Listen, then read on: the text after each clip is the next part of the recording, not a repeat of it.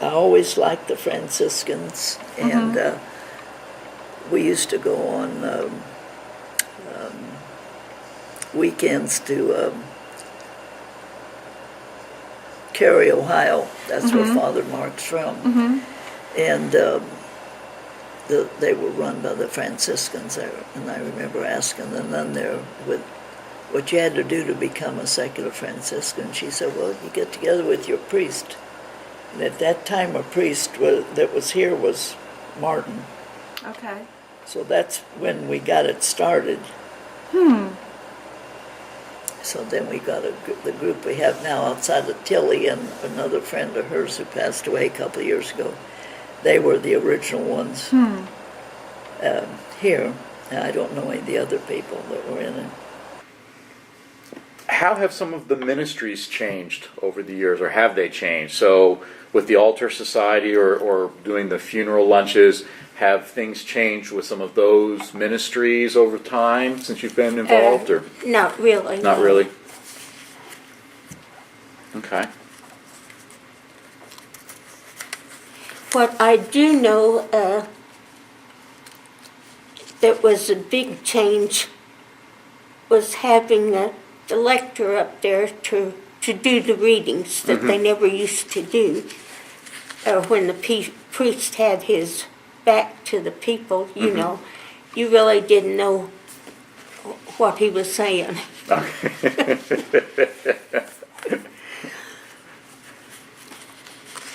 And the lay people didn't give out communion. Right.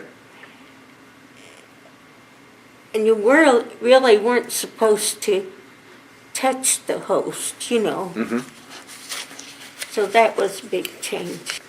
How many priests would do communion then previously when the lay people weren't involved? Would there be 2 priests or 3 priests? How many priests would be involved in distributing communion at Mass?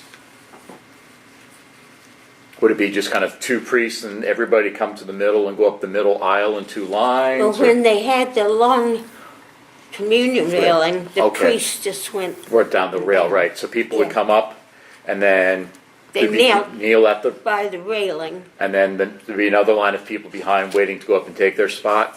Yeah. Okay. And so after the communion rail was gone, is that when the lay people then started helping out with communion? At pretty much the same time, or was there a gap there? Or? I think it came at just about the same time. Okay. Let's see, I was in the Altar Society and had a couple offices in that. Favorite memory. Let's see, all of the children were married there except Mary Ann, and those were beautiful memories. What other? I sang in the choir for like 25 years, so those were good memories. Been through a lot of directresses. I was, Tilly and she worked at Union Hospital and I worked at JADCOR, and when both of us retired, then we began handling all the funeral dinners and stuff like that. Now, with the funeral dinners, how would that work? I mean, We had a group of women that called people to work, and then Tilly and I used to go do the shopping and bring it up here and have the group of women that would come and help dress the tables and get the food ready and serve the food. Are there any other interesting memories that you have of the church over the years? Are there some others that stand out? Well, one thing that I remember that whenever we had a procession or anything like that, the sisters directed it and told us what to do and how to do it, and they made sure we did it correctly.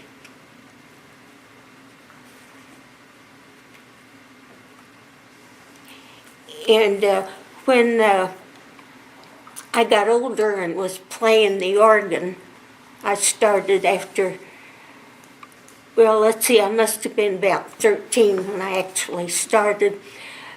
The school children would be way downstairs singing, and I would be way upstairs in the choir, and we had no microphones or anything, so I had to sing loud. It may not have been good, but it was loud. And the children sang from downstairs there. So were you the only voice up in the choir loft then, or? At that time on the weekdays, Okay. but on weekends we had an adult choir, and I belonged to that. So would you play the organ as well as sing in that adult choir? You know, at the adult choir at that time, Shirley Armstrong was still the organist. Okay. And she had been organist, I think, probably close to 50 years before she retired.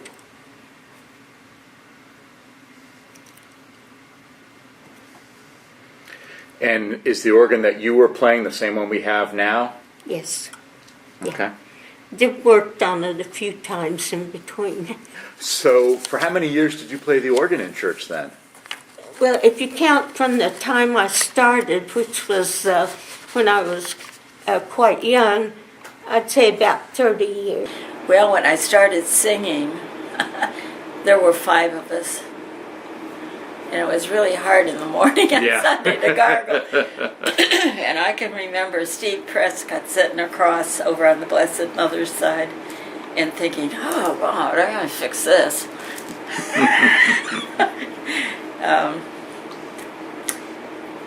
I don't know. And then the choir developed, and many more people became vested, and it got to be a challenge to get there early enough to get a chair. With RCIA, how were there? We had How a is it 2-year different? program then, and oh goodness, I'm not good with names. Oh, it's okay.